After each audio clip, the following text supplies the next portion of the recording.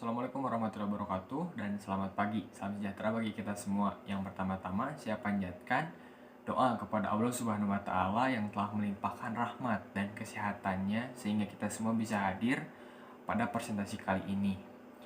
Yang saya hormati dosen pembimbing mata kuliah analisis laporan keuangan yaitu Ibu Nopi Susiani SEMM dan rekan-rekan sekalian yang saya hormati. Izinkan kami dari kelompok 1 untuk mempresentasikan mengenai analisis variabel yang mempengaruhi struktur modal pada perusahaan. Ini kurang lebih 45 menit ke depan. Dan adapun nama anggota dari kelompok 1 yaitu yang pertama ada Lucky Rizky Wahyudi dengan NIM akhir 376, lalu ada Dila Nurpitasari dengan NIM akhir 368, lalu ada Silvi Yuliani dengan NIM akhir 380, lalu ada Nida Islami Darujatun dengan NIM akhir 397, lalu ada saya sendiri Abun Hermawan dengan NIM akhir 374. Sini saya akan menjelaskan mengenai pengertian laporan keuangan. Jadi, laporan keuangan ini adalah sebuah dokumen atau catatan tertulis yang menyampaikan aktivitas atau kegiatan bisnis dan kinerja keuangan dalam suatu perusahaan ataupun organisasi. Yang selanjutnya saya akan menjelaskan mengenai pengertian struktur modal. Jadi, struktur modal ini adalah pertimbangan atau perbandingan antara modal asing dengan modal sendiri. Dalam hal ini yang disebut modal asing adalah hutang jangka panjang atau jangka pendek. Jadi sedangkan dalam modal sendiri terbagi atas laba ditahan dan penyertaan kepemilikan perusahaan. Struktur modal disebut optimal apabila struktur modal dapat mengoptimalkan keseimbangan antara risiko dan pengembalian sehingga dapat memaksimumkan harga saham. Maka dari itu, untuk menetapkan struktur modal, perusahaan perlu mempertimbangkan berbagai variabel yang mempengaruhinya. Struktur modal juga merupakan masalah yang sangat penting dalam perusahaan karena baik atau buruknya struktur modal suatu perusahaan dapat mempengaruhi posisi finansial perusahaan. Di sini ada menurut Sartono tahun 2010 yang mendefinisikan bahwa struktur modal merupakan pertimbangan jumlah utang jangka pendek yang bersifat permanen, utang jangka panjang, saham preferen, dan saham biasa. Dan menurut Bambang Rianto tahun 2001, struktur modal ditentukan perbandingan antara hutang jangka panjang dan modal sendiri yang digunakan perusahaan. Lalu yang terakhir ada menurut Weston dan Brigham tahun 1991 yang menyatakan bahwa pengertian struktur modal dibedakan dengan struktur keuangan, di mana struktur modal merupakan pembelanjaan permanen yang mencerminkan antara hutang jangka panjang dengan modal sendiri. Sedangkan struktur keuangan mencerminkan pertimbangan seluruh hutang baik jangka panjang maupun jangka pendek dengan modal sendiri. Di sini saya akan menjelaskan tentang faktor yang mempengaruhi struktur modal. Yang pertama, faktor yang mempengaruhinya adalah current ratio. Jadi rasio ini yang membandingkan antara aktiva lancar dengan utang lancar. Rasio ini itu akan memproyeksikan kemampuan perusahaan yang dilambangkan dengan aktiva lancar dalam menutupi utang lancar yang dimiliki oleh perusahaan. Beberapa hal yang tergolong ke dalam aktiva lancar antara lainnya kas, piutang, dan persediaan. Selanjutnya yang termasuk ke dalam utang lancar adalah utang dagang, wesel, utang bank, dan utang gaji. Dan yang kedua di sini ada frame size atau ukuran dari perusahaan. Jadi suatu skala di mana dapat diklasifikasikan besar kecilnya suatu perusahaan. Nah, dalam penelitian ini frame size diproksi dengan nilai logaritma natural dari total aset perusahaan. Jadi semakin besar angka logaritma natural dari total aset perusahaan menunjukkan bahwa semakin besar pula ukuran perusahaan atau aset yang dimiliki oleh suatu perusahaan tersebut. Nah, yang ketiga ada ROE atau Return on Equity, sering disebut juga dengan Rate of Return on Net Worth, yaitu kemampuan perusahaan dalam menghasilkan keuntungan dengan modal sendiri yang dimiliki, sehingga ROE ini ada yang menyebut sebagai rentabilitas modal sendiri. Nah, yang keempat ada struktur aktiva atau biasa disebut dengan aset. Jadi, struktur aktiva ini dalam penelitian adalah perbandingan aktiva tetap dan total aktiva perusahaan yang menggambarkan besarnya aktiva yang dapat dijaminkan perusahaan ketika melakukan pinjaman kepada pihak kreditur. Berdasarkan trade-off teori, struktur aktiva berpengaruh positif terhadap struktur modal. Jadi semakin banyak aset suatu perusahaan berarti semakin banyak kolateral aset untuk bisa mendapatkan sumber dana eksternal berupa hutang. Nah, jadi semakin besar struktur aktiva, maka struktur modal perusahaan yang berasal dari hutang juga akan semakin meningkat. Nah, yang kelima ada net profit margin atau biasanya disebut sebagai laba bersih. Di sini merupakan sebagai alat pengukur laba bersih yang didapatkan perusahaan persatuan mata uang penjualan. Selain itu, rasio ini juga dapat mengukur efisiensi produk, administrasi, sampai ke manajemen pajak. Nah, yang terakhir, yang keenam di sini ada profitabilitas. Jadi, profitabilitas ini merupakan kemampuan perusahaan menghasilkan keuntungan laba pada tingkat penjualan, aset, dan modal saham tertentu.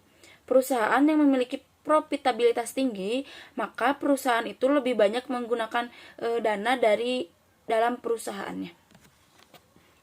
Di sini saya akan menjelaskan mengenai komponen pada struktur modal. Komponen dalam modal ini merupakan modal perusahaan yang digunakan untuk segala resiko, baik resiko usaha maupun resiko-resiko kerugian lainnya. Modal tidak diharuskan untuk pembayaran kembali dalam setiap keadaan maupun tidak adanya kepastian tentang jangka waktu pembayarannya. Oleh sebab itu, perusahaan harus mempunyai jumlah minimum modal yang nantinya akan digunakan untuk menjamin kelangsungan hidupnya suatu perusahaan. Komponen dalam struktur modal terbagi antara dua, yaitu modal asing dan modal sendiri. Yang pertama adalah modal sendiri. Modal sendiri atau biasa disebut dengan modal jangka panjang yang didapat dari pemilik perusahaan tersebut atau pemegang saham. Modal sendiri pada dasarnya adalah modal yang berasal dari pemilik perusahaan yang tertanam di dalam perusahaan untuk waktu yang tidak ditentukan berapa lama pembayarannya. Jadi modal sendiri itu merupakan modal yang dapat digunakan perusahaan untuk kegiatan operasional yang berasal dari pemilik perusahaan sendiri atau langsung. Nah, selanjutnya di sini ada modal asing atau biasa disebut sebagai dengan utang.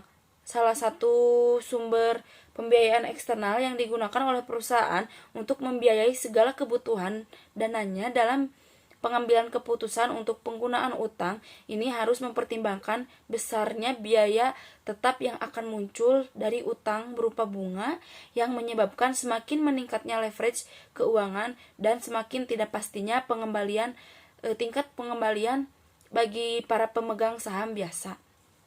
Nah, modal asing ini biasanya berasal dari luar perusahaan yang sifatnya bekerja di dalam perusahaan dan bagi perusahaan yang bersangkutnya. Modal tersebut merupakan utang yang pada saatnya harus dibayarkan kembali. Jadi, modal asing ini merupakan modal yang digunakan oleh suatu perusahaan untuk kegiatan operasional yang berasal dari luar perusahaannya. Nah, di dalam modal asing dibagi lagi menjadi 3, yaitu ada utang jangka pendek atau di sini modal asing yang mempunyai jangka waktu paling lambat 1 tahun. Utang jangka pendek ini sebagian besar terdiri dari kredit perdagangan, yaitu kredit yang digunakan untuk kemajuan perusahaan atau usahanya. Nah, yang kedua ada utang jangka menengah. Jadi utang jangka menengah ini adalah utang yang mempunyai jangka waktu 1 tahun atau kurang dari 10 tahun. Nah, utang jangka menengah ini mempunyai beberapa jenis. jenis seperti kredit berjangka yaitu leasing. Jadi kegiatan leasing ini dalam pembiayaannya perusahaan dalam bentuk penyediaan barang-barang modal yang digunakan perusahaan untuk jangka waktu tertentu, seperti sewa beli yang diangsur setiap bulan. Nah, yang kedua itu ada term loan atau kredit usaha dengan umur lebih dari 1 tahun atau kurang dari 5 tahun. Jadi pada umumnya term loan itu dibayarkan dengan angsuran yang tetap selama satu periode tertentu. Nah, di sini yang ketiganya itu adalah utang jangka panjang atau long term debit. Jadi utang jangka panjang adalah kewajiban untuk melunasi hutangnya itu dengan jangka waktu dari 1 tahun. Nah, biasanya perusahaan membutuhkan utang jangka panjang untuk memenuhi kebutuhan dananya. Dalam melakukan penambahan modal usahanya, utang jangka panjang itu dapat dibedakan menjadi 2. Yang pertama itu ada hutang obligasi. Hutang obligasi itu akan muncul apabila dana yang diperoleh dari surat-surat obligasi telah diterbitkan. Hutang obligasi juga disebut sebagai pinjaman untuk jangka waktu yang agak lama. Terus yang kedua ada hutang hipotek atau suatu jenis pinjaman utang jangka panjang yang menggunakan jaminan benda-benda tidak bergerak. Baik, lalu berikutnya adalah laporan analisis struktur modal. Yang pertama adalah menganalisis struktur modal pada perusahaan PT Ultra Jaya. Nah, jadi PT Ultra Jaya adalah atau PT Ultra Jaya Industri atau Trading Company Tbk atau ULTJ bergerak di industri makanan dan minuman. Di bagian minuman, perusahaan memproduksi berbagai minuman seperti susu, jus buah, teh, minuman tradisional, dan minuman kesehatan yang diproduksi dengan teknologi UHT atau Ultra High Temperature dan dikemas dalam bahan kemasan aseptik. Di bagian makanan, perusahaan memproduksi susu kental manis, susu bubuk, konsentan jus buah tropis. Lalu perusahaan memasak. Di sini saya akan menjelaskan profil singkat dari perusahaan PT Dua Putra Utama Makmur. Jadi PT Dua Putra Utama Makmur didirikan pada tanggal 9 Mei 2012, di mana sebelumnya perusahaan ini berbentuk SIPI dengan nama SIPI Dua Putra Dewa. Kantor pusat Dua Putra Utama Makmur ini berlokasi di Jalan Raya Pati, Juwana KM 7, Kabupaten Pati, Jawa Tengah 5911, dan kantor perwakilan atau korespondensi terletak di Gedung Nariba Office Suites dan Pavilion lantai 6 Jalan Mampang, Parapatan Raya No 39, Jakarta Selatan 12790 Indonesia. Perusahaan ini bergerak di dalam bidang perikanan. Baik, jadi di sini saya akan menjelaskan profil singkat dari PT Makmur Berkah Amanda Tbk. Jadi PT Makmur Berkah Amanda Tbk ini didirikan dengan nama PT Sidomaju Industri Estate pada tanggal 31 Mei 1996. Jadi perusahaan ini bergerak dalam bidang pembangunan kawasan industri dan jasa kawasan industri serta investasi pada entitas anak yang bergerak di bidang perhotelan. Perusahaan telah mengembangkan kawasan perumahan Citra Pajar atau Golf di Sidoarjo, Jawa Timur. Jadi Hotel Elemen by Westin di Ubud, Bali, dan kawasan industri dan pergudangan Safe and Locks di Sidoarjo, Jawa Timur. Untuk alamat perusahaan tersebut ada di AVL Tower Unit OT 35 T5 Podomoro City atau Jalan Esparman Kaf 28 Tanjung Duren Selatan, Grogol, Pertambunan West Jakarta, DKI Jakarta 1147. Untuk nomor telepon atau faksnya ada di 21 211 92 888. Yang selanjutnya saya akan memaparkan perusahaan selanjutnya, yaitu ada profil dari perusahaan PT Graha Layar Prima Tbk, yang dimana perusahaan ini didirikan pada tanggal 3 Februari tahun 2004 dan beroperasi secara komersial pada bulan Oktober tahun 2006. Nah, induk langsung perusahaan layar prima adalah CGI Holdings Limited, yang mana perusahaan ini didirikan dan berdomisili di Tiongkok.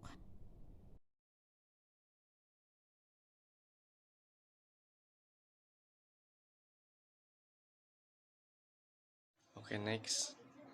Nah, kemudian di sini ada hasil uji regresi. Nah, sebelum ke situ kita mengartikan dulu pengertian dari analisis regresi linear berganda. Nah, jadi analisis regresi linear berganda adalah regresi linear untuk menganalisis besarnya hubungan dan pengaruh variabel independen yang jumlahnya lebih dari 2 menurut Suryadi dan Purwanto tahun 2004. Berikut hasil uji parsial koefisien. Hasil uji parsial koefisien. 1. Variabel independen struktur modal DIR atau Y. 2. Variabel independen current ratio CR X1. 3. Variabel independen return on equity REO X2. 4. Variabel independen size atau size X3. Berikutnya adalah hasil uji partial confidence, yaitu pengaruh current ratio terhadap debt to equality ratio atau DER. Berdasarkan hasil rasio di atas, yaitu nilai koefisien variabel likuiditas X1 atau current ratio sebesar 0,001, nilai signifikasi ini untuk likuiditas X1 atau current ratio sebesar 0,651, lebih kecil dari 0,05, sehingga dapat disimpulkan bahwa likuiditas yaitu current ratio berpengaruh terhadap struktur modal atau debt to equality ratio atau DER. Baik, sekarang hasil uji partial coefficient dengan pengaruh size terhadap debt to equity ratio.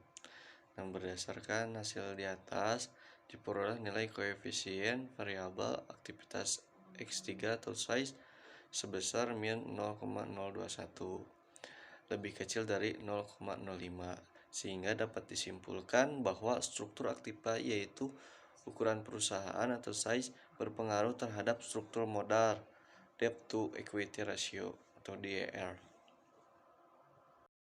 Nah, baik, kemudian ada hasil uji simultan. Nah, ANOVA dengan mode yang pertama ada regression. Nah, sum of square-nya 3106463.971 dengan DF-nya 3 dan mean square-nya 1035487.99 dengan F-nya 6,39, simultannya .281b. Nah, kemudian mode residualnya dengan sum of square-nya 1645.229 dengan DF-nya 1 dan mean square-nya 164945.229 dengan F-nya tidak ada dan simultannya tidak ada.